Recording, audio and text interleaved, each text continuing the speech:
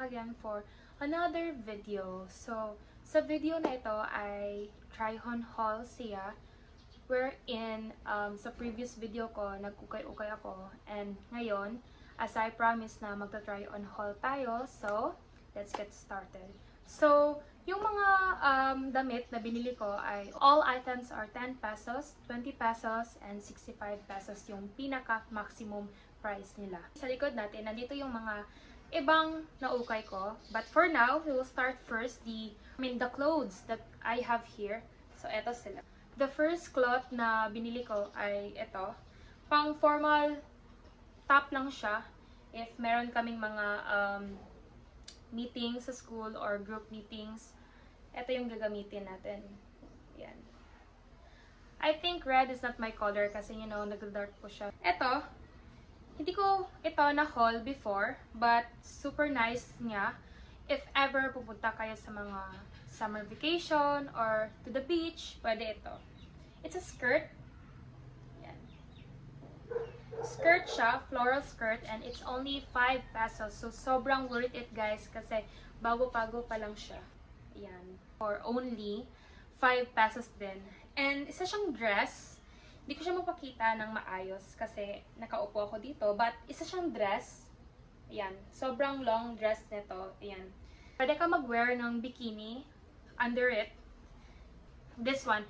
I bought this for only 10 pesos. At sobrang bago niya, guys. It's a polo type na top. The brand is Charles Tarwit. Ito siya. Polo type siya. Sobrang ganda niya if like may mga formal meeting or any group report sa school, pwede niyo siya gagamitin. Ayan. Ito, binili ko siya 65 pesos only kasi napakamura niya talaga, guys. Ito. Ito yung yan yung design niya sa front. At sa likod, ganyan. Parang tie knot something. And sobrang ganda nito. And I promised to myself na susuotin ko to sa summer vacation. Ayan. This skirt, eto siya. For only 5 pesos, guys. Hindi ako nag-joke. 5 pesos only ito. Ayan. Sobrang ganda nito, guys. At may inner din siya. Look. There's an inner. At kapag susuotin mo, sobrang ganda niya. Dahil sobrang fit niya din sa my waist ko. So, the next thing is at the back, yung mga damit natin sa likod. So, I'll get first this one. So, hey guys, na-exchange ko na yung mga damit sa likod at nandito na sila. So, the first top is eto. For only 10 pesos, napakaganda niya. Ayan. At yung the best part dito is, eto yung details niya. Parang napakaganda, like parang bagong-bago pa lang siya. Ayan, at you know, magdadamit ka nito at wala kang kaparehas, and that's good, you know. Yan talaga yung one thing na napakaganda mag-thrift kasi wala kang kaparehas na damit. Pwede ito pang, you know, cover up for your summer vacation vibe na damit. Ito, ayan. Napakaganda niya. Ito yung mga details niya. You know, mahilig talaga ako sa mga flowery tops and dresses. And the next is ito, dress ito. Hindi ko ito na-vlog noon, but ngayon, i-vlog ko siya. And ito yung best dress ko at favorite dress ko dahil 5 pesos lang siya at napakasulit niya. Ayan. Makikita niyo yung try-on haul dito. Ayan, napaganda nito at look at yung details. Flowery talaga siya. Mahilig talaga ako sa green na mga top or dresses at ito yon. Ayan. For only 10 pesos, dito talaga ako humanga sa mga pag-thrift ko dahil napakamura at napakaganda at wala kang kaparehas. Next, I have two last bottoms here, which is ito yung ginagamit ko all that time kasi napaka-comfy niya at it's only 5 pesos, guys. Ayan. Look at that. Isa siyang black, something black jogger pants. Ayan.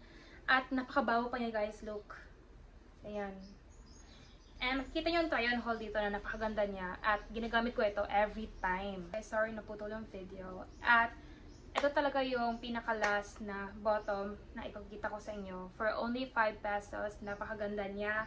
At yung texture niya, ayan, here. At 5 pesos lang ito, guys.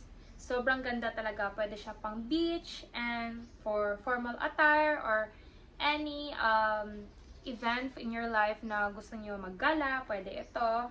At you know, flare pants yung bottom niya. Ayan. Ginagamit ko all the time kasi napaganda niya. At alam mo yun, 5 pesos lang, may pants ka na at napaganda pa niya. So ayun guys, yun talaga yung mga cloth and mga na-thrift ko for only 5 pesos, 10 pesos, 65 pesos yung maximum. At napakamura nila at napakaganda na naman ng mga na-thrift ko. Alam mo yon, like, some of my friends are asking kung saan ko ito naukay. Sinasabi ko naman sa kanila kung saan ko talaga ito inuukay. But, sad to say, sabi nila, hindi sila nakakuha na maganda, ganyan. Kasi, ako guys, nag-thrift ako. Like, hindi siya everyday, but, like, if feel ko lang mag-thrift talaga ako. But, you know, as you can see, nakita ko na kapag ako yung nag-thrift, nakikita ko talaga yung mga napagandang mga damit.